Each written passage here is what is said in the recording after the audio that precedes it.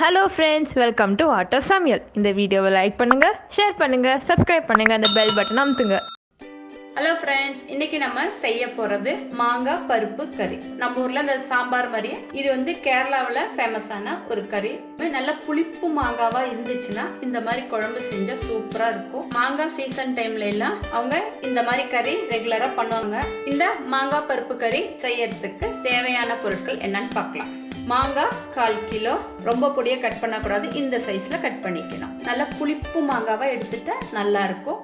வேக வைத்த துவரம்பருப்பு 1 கப், கடுகு 1 டீஸ்பூன், கருவேப்பிலை தேவையான அளவு, வெந்தயம் 1/2 டீஸ்பூன், காஞ்ச மிளகாய் 2, தேங்காய் எண்ணெய் 3 டேபிள் ஸ்பூன், மிளகாத்தூள் 1/2 டீஸ்பூன், உப்பு தேவையான அளவு, மஞ்சத்தூள் 1/2 டீஸ்பூன், பெருங்காயம் 1/2 டீஸ்பூன், தேங்காய் மீடியம் சைஸ் 1 மூடி, ஜீரகம் 1/2 டீஸ்பூன், பச்சை மிளகாய் 2, பூண்டு 5 பல்.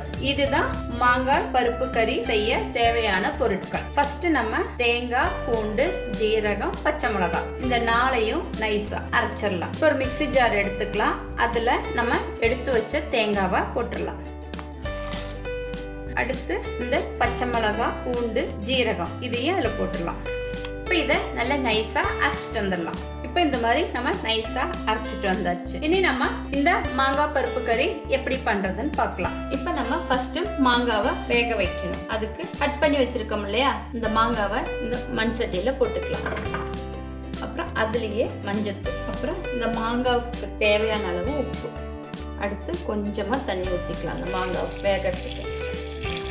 இப்போ இதை நல்லா மிக்ஸ் பண்ணிக்கலாம். இனி அடுப்பை பற்ற வைக்கலாம். இந்த மாங்காய் வேகட்டும், அது வரைக்கும் வெயிட் பண்ணலாம். இப்போ மாங்காய் வெந்துருச்சுன்னு பார்க்கலாம். இப்போ மாங்காய் வெந்துடுச்சு.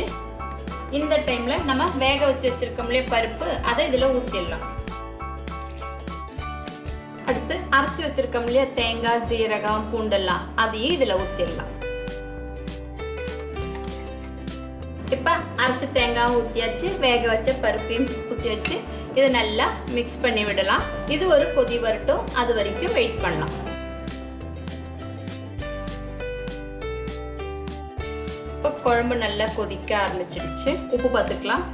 இதுல கொஞ்சம் உப்பு கம்மியா இருக்கு, கொஞ்சம் உப்பு போட்டுக்கிறேன். இப்போ குழம்பு ரெடி ஆயிடுச்சு. இறக்கி வச்சுட்டு தாளிச்சு கொட்டலாம். இப்போ தாளிக்கிறதுக்கு ஒரு பேன் எடுத்துக்கலாம். இப்போ பேன் நல்லா சூடாயிடுச்சு. நம்ம எடுத்து வச்சிருக்கிற தேங்காய் எண்ணெய் இதில் ஊற்றிடலாம். இப்போ எண்ணெய் நல்லா சூடாகட்டும். இப்போ எண்ணெய் நல்லா சூடாயிடுச்சு. நம்ம எடுத்து வச்சிருக்கிற கடுகு அதில் போட்டுடலாம். அடுத்து காஞ்ச மிளகாயும் போட்டுடலாம். கடுகு நல்லா பொரியட்டும். இப்போ கடுகு நல்லா பொரிஞ்சிடுச்சு. எடுத்து வச்சிருக்கிற வெந்தயத்தையும் போட்டுடலாம். அடுத்து கருவேப்பிலை. இப்போ கருவேப்பிலையும் பொரிஞ்சிடுச்சு. பெருங்காயத்தையும் நம்ம இதில் போட்டுடலாம். நம்ம இவ்வளோ நேரம் மிளகாத்தூளே போடலை, இப்போதான் இந்த தாளிக்கட்டையும் போடணும். இப்போ இந்த மிளகாத்தூளையும் இந்த எண்ணெயிலேயே போட்டுடுறேன்.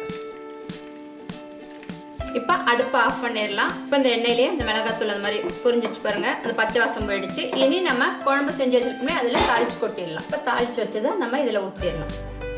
இப்போ நம்மளோட மாங்காய் பருப்பு கறி ரெடி. இதை நல்லா இந்த மாதிரி மிக்ஸ் பண்ணி விட்டுருங்க. இதை ஒரு சர்விங் பவுல்ல மாற்றலாம். இப்போ நம்மளோட மாங்காய் பருப்பு கறி ரெடி ஆயிடுச்சு. இது சாத்தோட வச்சு சாப்பிட்டா சூப்பராக இருக்கும். நீங்களும் இந்த மாதிரி செஞ்சு பார்த்து சாப்பிட்டுட்டு உங்களோட கமெண்ட்டை சொல்லுங்க. அடுத்த வீடியோவில் பார்க்கலாம்.